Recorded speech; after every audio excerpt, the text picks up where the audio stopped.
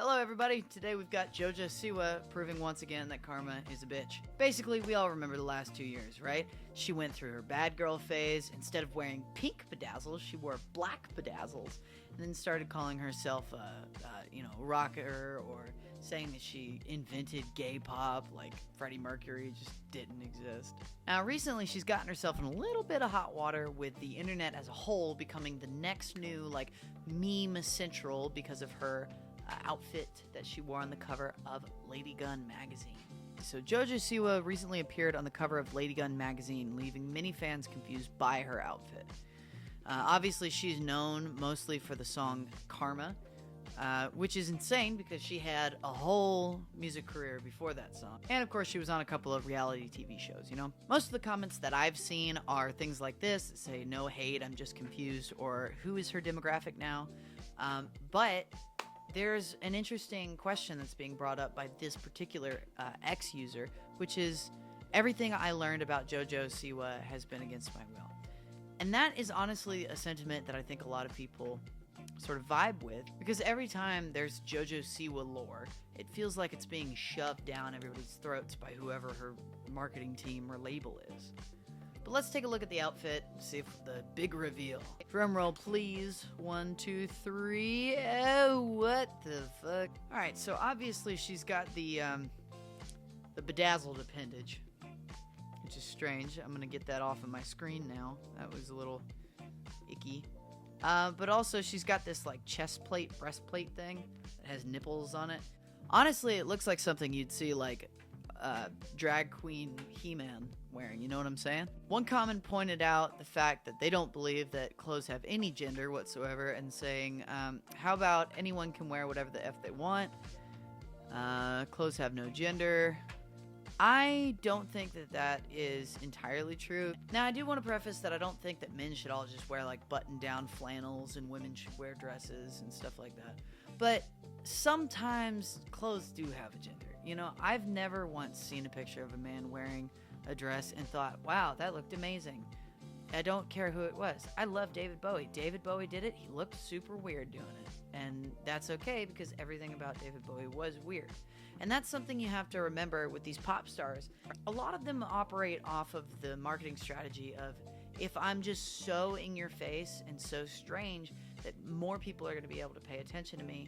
And it'll grab kind of that Gen Z perspective. Now, of course, I don't think this is a Gen Z specific thing, as, you know, I mentioned David Bowie or Freddie Mercury or Elton John, or, you know, more modern example, Harry Styles.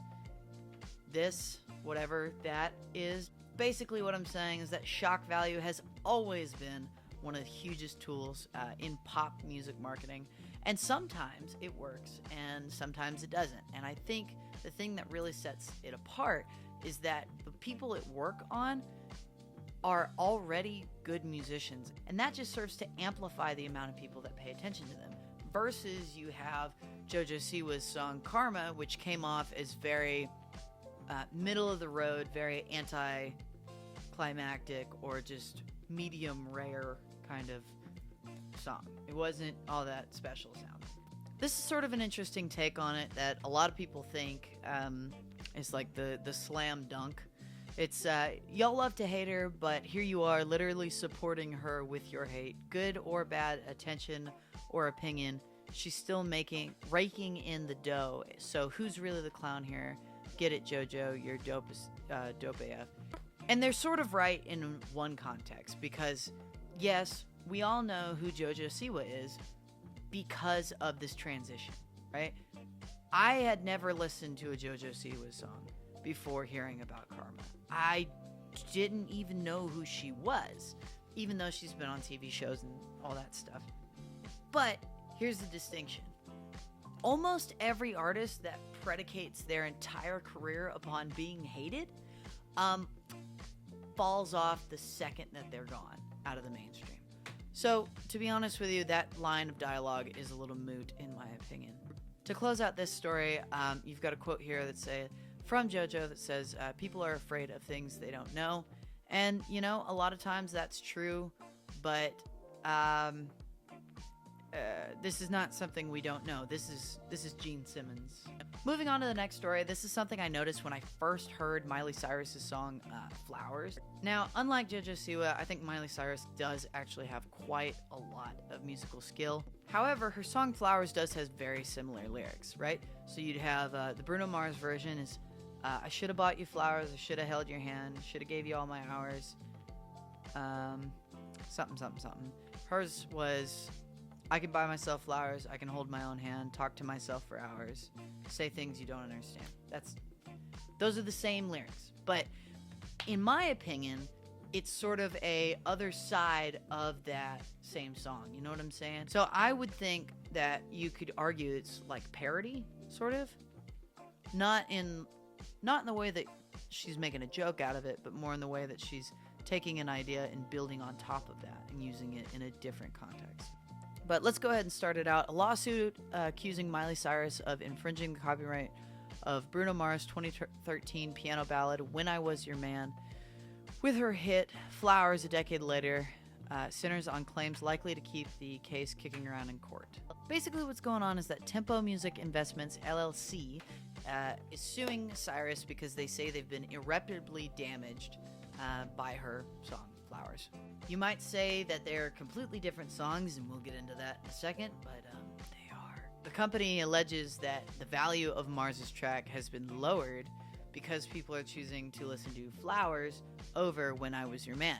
However, they also acknowledge that his streamings for on-demand streaming went from 4.5 million to 5.3 million the week after Flowers was released. That uptick was temporary, but I do still want to point out that there doesn't seem to be a whole lot of evidence showing that value was dropped.